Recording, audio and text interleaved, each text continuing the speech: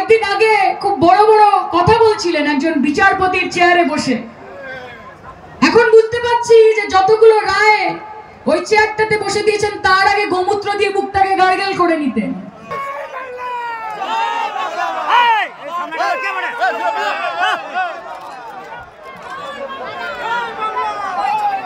রক্তদান কর্মসূচি এবং সেই উপলক্ষে আমাদের এখানে জনসভা, সেটা কাল সকাল 10টার থেকে আমাদের চলছে। আমাদের ইতিমধ্যে উপস্থিত হয়েছেন আমাদের সকলের প্রিয় মমতা বন্দ্যোপাধ্যায়ের আসত বক্তব্য। সেই স্বাগত বক্তব্য এখন পেশ করবেন বাঁকুড়া সাংগঠনিক জেলা তৃণমূল কংগ্রেসের সভাপতি ভাই রাজীব দে। আমরা সকলেই বসে পড়ুন। আমাকে কিছুদিন আগেই আমাদের প্রিয় দিদি সায়নিধি বলেছিলেন, কৃতজ্ঞতা জ্ঞাপন করি।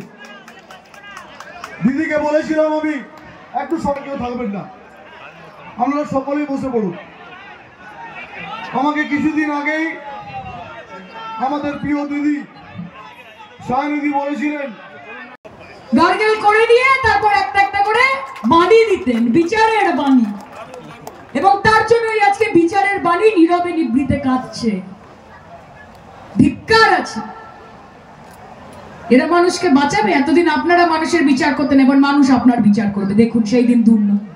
মানুষ আপনার নামন না মাঠে, আসুন খেলুন। তৃণমূল কংগ্রেসের ভয় পাওয়ার দরকার নেই, কারণ আমরা 365 দিন মাঠেই থাকি। এই মাঠেতেই খেলা হবে। নামুন। কত ধানে কত চাল জামানত বাজেয়াপ্ত করে যদি বাংলার মানুষ লোটা কম্বল নিয়ে এখান থেকে বিদায় না করে, কথা দিয়ে যাচ্ছি 2024-এ তৃণমূল কংগ্রেস খেলবে না, মা বাংলার মানুষ খেলবে। তৃণমূল কংগ্রেস গ্যালারিতে বসে থাকবে আর মাঠে থাকবে বাংলার মানুষ, যারা বলবে যে এখান থেকে বিদায় হও, মোদি হটাও, দেশ বাঁচাও। বলো মোদি হটাও। হাত তুলে, হাত তুলে, অধিকারের জন্য হাত তুলতে হয়।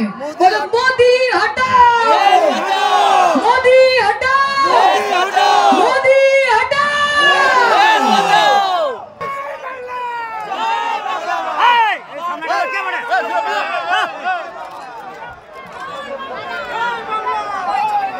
রক্তদান কর্মসূচি এবং সেই উপলক্ষে আমাদের এখানে জনসভা, সেটা কাল সকাল 10টার থেকে আমাদের চলছে। আমাদের ইতিমধ্যে উপস্থিত হয়েছেন আমাদের সকলের প্রিয় মমতা বন্দ্যোপাধ্যায়ের আসত বক্তব্য। সেই স্বাগত বক্তব্য এখন পেশ করবেন বাঁকুড়া সাংগঠনিক জেলা তৃণমূল কংগ্রেসের সভাপতি ভাই রাজীব দে। আমরা সকলেই বসে পড়ুন। আমাকে কিছুদিন আগেই আমাদের প্রিয় দিদি সায়নিধি বলেছিলেন, কৃতজ্ঞতা জ্ঞাপন করি। দিদিকে বলেছিলাম আমি একটু সঙ্গেও থাকবেন না।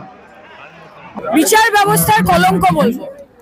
উনি এতদিন বিচার ব্যবস্থার নাম করে তার আড়াল থেকে নিজের রাজনৈতিক স্বার্থ চরিতার্থ করেছেন, এবং যেই যেই রায়গুলো উনি দিয়েছেন, আমি বলতে বাধ্য হচ্ছি, আমরা ভাবতাম যে উনি হয়তো সত্যি বিচারের বাণী দিচ্ছেন, কিন্তু এখন আমরা বুঝতে পারি যে উনি কিরমভাবে বিজেপিকে আকৃষ্ট করার জন্য বা বিজেপির দ্বারা আকৃষ্ট হয়ে ওনার রায়গুলো উনি দিচ্ছিলেন।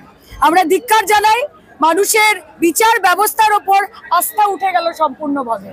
অভিজিৎ গঙ্গোপাধ্যায়কে বলতে চাই, বিচার ব্যবস্থার অধীনে ছিলেন, এতদিন মানুষের হয়ে বিচার করতেন, এবার মানুষ আপনার বিচার করবে। তৈরি থাকুন, খেলা হবে।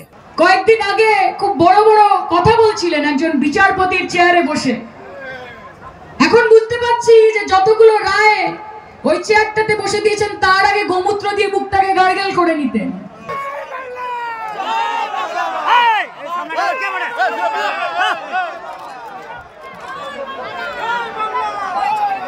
রক্তদান কর্মসূচি এবং সেই উপলক্ষে আমাদের এখানে জনসভা, সেটা কাল সকাল 10টার থেকে আমাদের চলছে। আমাদের ইতিমধ্যে উপস্থিত হয়েছেন আমাদের সকলের প্রিয় মমতা বন্দ্যোপাধ্যায়ের আসত বক্তব্য। সেই স্বাগত বক্তব্য এখন পেশ করবেন বাঁকুড়া সাংগঠনিক জেলা তৃণমূল কংগ্রেসের সভাপতি ভাই রাজীব দে। আমরা সকলেই বসে পড়ুন।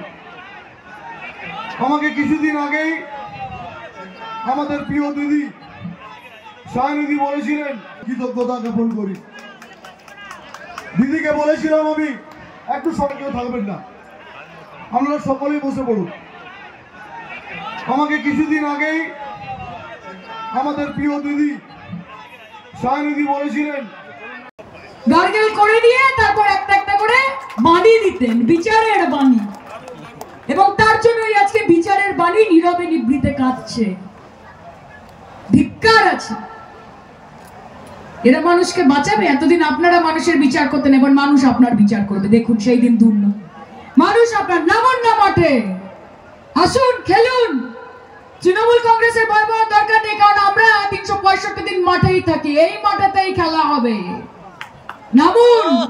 কত ধানে কত চাল জামানত বাজেয়াপ্ত করে যদি বাংলার মানুষ লোটা কম্বল নিয়ে এখান থেকে বিদায় না করে, কথা দিয়ে যাচ্ছি 2024-এ তৃণমূল কংগ্রেস খেলবে না, বাংলার মানুষ খেলবে। তৃণমূল কংগ্রেস গ্যালারিতে বসে থাকবে, আর মাঠে থাকবে বাংলার মানুষ, যারা বলবে যে এখান থেকে বিদায় হও, মোদি হটাও, দেশ বাঁচাও। বলো মোদি হটাও। হাত তুলে, হাত তুলে, অধিকারের জন্য হাত তুলতে হয়। বলো মোদি হটাও, মোদি হটাও, মোদি হটাও।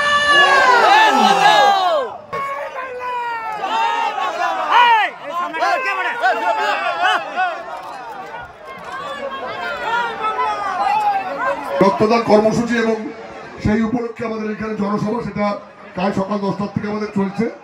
আমাদের ইতিমধ্যে উপস্থিত হয়েছেন আমাদের সকলের প্রিয় মমতা বন্দ্যোপাধ্যায়ের আসত বক্তব্য। সেই স্বাগত বক্তব্য এখন পেশ করবেন বাঁকুড়া সাংগঠনিক জেলা তৃণমূল কংগ্রেসের সভাপতি ভাই রাজীব দে। আমরা সকলেই বসে পড়ুন। আমাকে কিছুদিন আগেই আমাদের প্রিয় দিদি সায়নিধি বলেছিলেন, কৃতজ্ঞতা জ্ঞাপন করি। দিদিকে বলেছিলাম আমি একটু সঙ্গেও থাকবেন না, বিচার ব্যবস্থার কলঙ্ক বলবো। উনি এতদিন বিচার ব্যবস্থার নাম করে তার আড়াল থেকে নিজের রাজনৈতিক স্বার্থ চরিতার্থ করেছেন, এবং যেই যেই রায়গুলো উনি দিয়েছেন, আমি বলতে বাধ্য হচ্ছি, আমরা ভাবতাম যে উনি হয়তো সত্যি বিচারের বাণী দিচ্ছেন, কিন্তু এখন আমরা বুঝতে পারি যে উনি কিরম ভাবে বিজেপিকে আকৃষ্ট করার জন্য বা বিজেপির দ্বারা আকৃষ্ট হয়ে ওনার রায়গুলো উনি দিচ্ছিলেন। আমরা ধিক্কার জানাই। মানুষের বিচার ব্যবস্থার ওপর আস্থা উঠে গেল সম্পূর্ণভাবে। অভিজিৎ গঙ্গোপাধ্যায়কে বলতে চাই, বিচার ব্যবস্থার অধীনে ছিলেন, এতদিন মানুষের হয়ে বিচার করতেন, এবার মানুষ আপনার বিচার করবে। তৈরি থাকুন, খেলা হবে।